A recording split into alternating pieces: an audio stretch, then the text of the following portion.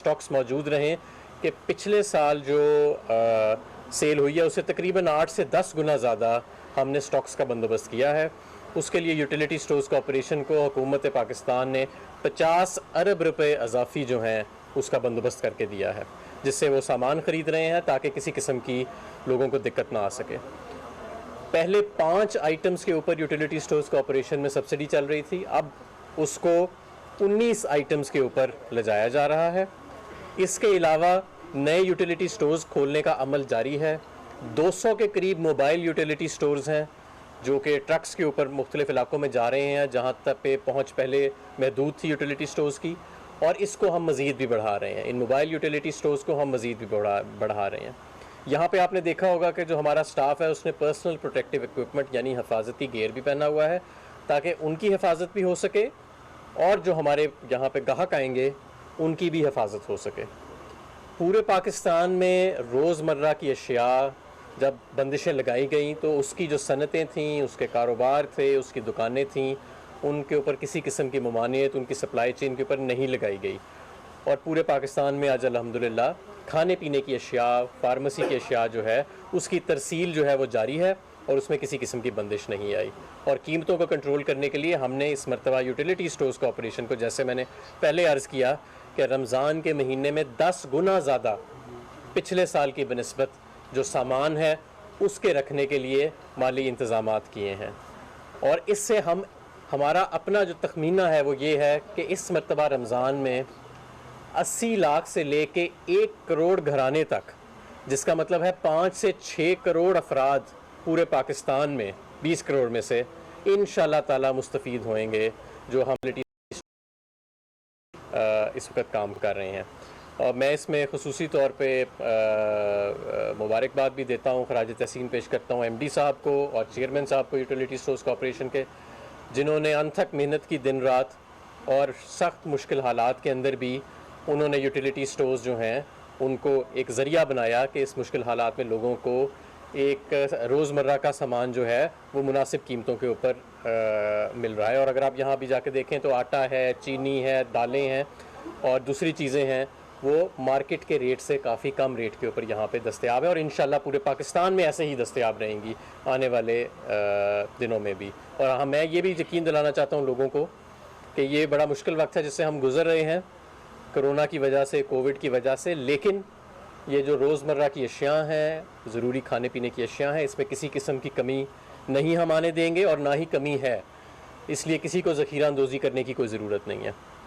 हम एक नया कानून भी सामने ला रहे हैं कि जो ज़ख़ीरा अंदोज़ों के ख़िलाफ़ सख्त से सख्त एक्शन लिया जाएगा और वो कानून कुछ दिनों में हम सामने लेके आएंगे कि कोई शख्स अगर ज़ख़ीरा अंदोज़ी करेगा तो सिर्फ़ उसका मैनेजर नहीं, मालिक बराह रास्त जो उस अदारे का मालिक है उसको गिरफ़्तार किया जाएगा, क्योंकि ये इस वक्त एक नेशनल इमरजेंसी है और हम किसी किस्म की ज़ख़ीरा अंदोज़ी बर्दाश्त नहीं करेंगे। लेकिन बहरहाल फ़िलहाल हमारे पास मुकम्मल स्टॉक्स मौजूद हैं और कीमतों के ऊपर कंट्रोल करने का हमारे पास यूटिलिटी स्टोर्स कॉरपोरेशन का एक टूल मौजूद है जिसको हम भरपूर तरीके से इस्तेमाल करते भी रहे हैं और आइंदा आने वाले दिनों में मज़ीद उसको मौसर बना के करेंगे। तो अब मैं आपके सवालात जो हैं सवाल करना चाहता हूँ आपसे कि ये तो जो आपने बिजली के रेट, बिजली को वो किया है कि भाई आप मौसर कर दें बिलों को, इसका मतलब है आपके पास कैश कुछ है जो कि आप सस्टेन कर सकते हैं। ये जो यूटिलिटी स्टोर है इसके लिए आप दो काम कर सकते थे कि इसी तरह आप मज़ीद कीमतें कम कर सकते थे और जो चैरिटेबल ऑर्गेनाइजेशंस हैं और जो पर्सनैलिटीज़ हैं उनसे या अदारों से आप स्पेशल पैकेज लेकर इनके लिए तो उनसे पैसे लेकर इसको मज़ीद कम कर सकते थे आप इस रमज़ान के लिए कम अज़ कम, और आपका नाम अच्छा हो जाता है। देखिए, हमने अगर आप अभी देखें तो जो 19 आइटम्स के ऊपर सब्सिडी हमने लगाई हुई है वो काफ़ी मुनासिब सब्सिडी है, कोई थोड़ी सब्सिडी नहीं है और मार्केट के डायनामिक्स को, डिमांड सप्लाई के प्रेशर्स को भी मद्देनज़र रखते हुए ये सब्सिडी मैं समझता हूँ कि कीमतों के ऊपर कंट्रोल रखेगी। आपने देखा कि जो हमारी इन्फ्लेशन की फ़िगर्स आ रही हैं, शरह महंगाई की, उनमें भी कमी आई है और उसकी कमी लाने में, जो एसेंशियल कमोडिटीज़ की कमी लाने में आपने देखा कि पहले कोरोना से पहले एक बहरान आया था, प्रेशर आया था प्राइस के ऊपर आटे का, चीनी का, तो उसमें यूटिलिटी स्टोर्स कॉरपोरेशन ने बड़ा अपना किरदार अदा किया। तो यही किरदार अभी वो अदा करेगा और 19 आइटमें आपकी जो यहाँ पे पड़ी हैं, इस वक्त हम 2 चीज़ों को इंश्योर कर रहे हैं, एक कीमत और दूसरी सप्लाई। दोनों चीज़ें जब आपकी एक तनासब में रहेंगी तो लोगों को फिर रिलीफ मिलेगी। हमारे साथ ये बताइएगा कि जो आपका शहरों के यूटिलिटी स्टोर्स हैं उन पर तो अशिया मुयस्सर भी होंगी, लेकिन जो दूर दराज देही इलाके जहाँ पे बेसिकली इनकी ज़रूरत होगी वहाँ पे गुरबा को, उनकी जो तफसील है और वहाँ पे अवेलेबिलिटी का फीडबैक का क्या मैकेनिज़्म बनाएंगे? जी, जो सबसे पहले तो ये कि मैंने जैसे आपको पहले बताया कि हम एक बड़ी तादाद में यूटिलिटी स्टोर्स को बढ़ा रहे हैं। उसके अलावा फौरी तौर पे, क्योंकि इस नया स्टोर किराए पे जगह लेने में, बढ़ाने में, स्टाफ करने में थोड़ा वक्त लग जाता है, लेकिन फौरी तौर के ऊपर हमने मोबाइल यूटिलिटी स्टोर्स अनाउंस किए हैं, जो फ़िलहाल तो 200 हैं, लेकिन एमडी साहब से हमने रिक्वेस्ट की है कि इसकी तादाद को बढ़ाएं। ये मोबाइल यूटिलिटी स्टोर्स उन इलाकों में जाएंगे जहाँ पे अभी यूटिलिटी स्टोर्स की ब्रांचेस मौजूद नहीं हैं, ताकि जो देही इलाकों में, दूर दराज इलाकों में हमारे लोग मौजूद हैं, उन तक भी ये सामान, इसकी तरसील मुनासिब कीमत पे पहुँचे और ये सब्सिडी उन तक भी पहुँचे। अरे सर, ये रमज़ान रिलीफ की जो सब्सिडी है इसका एक वॉल्यूम बता दें, दूसरा एक 19 आइटम्स की आप बात कर रहे हैं, ऑन एवरेज इसका इम्पैक्ट इन परसेंटेज कितना होगा? ये टेक्निकल डिटेल्स एमडी साहब बता। आपके सवाल का जवाब, जो एवरेजली जी हमारा एवरेज एक अगर 3,500 से 4,000 रुपए की बास्केट को मैं अगर मद्देनज़र रखूं, ये 18 से 20% का impact on an average basket की। और अगर इसको हम टोटल वॉल्यूम की, हमने 2.5 अरब रुपए की ये टोटल सब्सिडी है रमज़ान में। जैसे कि हमादर साहब ने अभी फरमाया कि हम 8.2 से लेके 10 मिलियन तक लोगों को टच हाउस होल्ड को करेंगे। सो ये रीच बहुत बड़ी है। ये तकरीबन पाकिस्तानी हाउस होल्ड का जो इस वक्त ये 25% बनता है। तो ये इस लिहाज से हमारी रीच और ये हमारी तहसील का है। मैं यहाँ पे एक ये भी चीज़ ऐड कर दूँगा कि ये जो हम अपने ऑपरेशंस को बढ़ा रहे हैं और सामान को बढ़ा रहे हैं, सब्सिडी को बढ़ा रहे हैं, ये रमज़ान तक महदूद नहीं रहेगा, ये रमज़ान के बाद भी महदूद रहेगा, क्योंकि हम ये समझते हैं कि यूटिलिटी स्टोर्स का ऑपरेशन पाकिस्तान में जो हमारा गरीब तबका है उसके लिए एक तरह का सोशल सेफ्टी नेट है। इसको हमारा प्लान है कि कंप्लीट यूटिलिटी स्टोर्स का ऑपरेशन के आने वाले महीनों के अंदर इसको ऑटोमेट किया जाएगा, तमाम इसकी सप्लाई चेन को मैप किया जाएगा, क्वालिटी कंट्रोल्स के इसके ऊपर सख्त से सख्त इंतजाम किए जाएंगे और इसका जो माशरे के अंदर फुटप्रिंट है उसको बढ़ाया जाएगा, इसको ज़्यादा ट्रांसपेरेंट और मौसर बनाया जाएगा। ये गवर्नमेंट आई तो शुरू में आती खरीदारी बंद कर दी यूटिलिटी स्टोर्स की, 6 से 8 माह बंद हुई, फिर धरना दिया गया, फिर लाजमी सड़कों पे आए। अब गवर्नमेंट में ये फील हो रहा है कि हाँ जी इसके लिए हम रिलीफ दे सकते हैं आवाम को, तो ये गलती नहीं थी और अभी आपको फीलिंग्स आ रही है? देखें दोनों चीज़ें इकट्ठी हो सकती हैं। अगर कोई आपकी गाड़ी टूट फूट का शिकार है तो आप उसको एक स्पीड से ज़्यादा नहीं चला सकते, मज़ीद नुकसान हो जाएगा।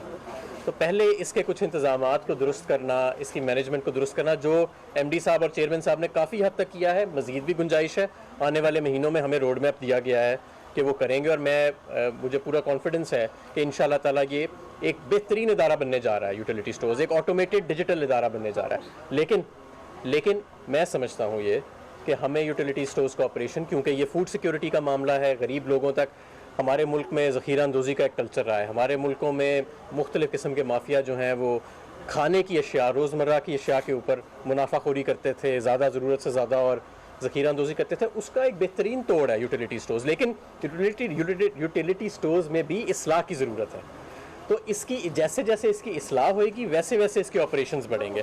इसकी इस्लाह के बगैर हम बहुत ज़्यादा इसके ऑपरेशंस नहीं बढ़ाना चाहते थे, लेकिन क्योंकि अब ये अमल आगे चल रहा है तो हम इसके ऑपरेशंस बढ़ा रहे हैं। 4 दिन पहले असद उमर साहब ने पहले मोबाइल यूटिलिटी स्टोर का इफ्तिताह किया था पाकिस्तान में।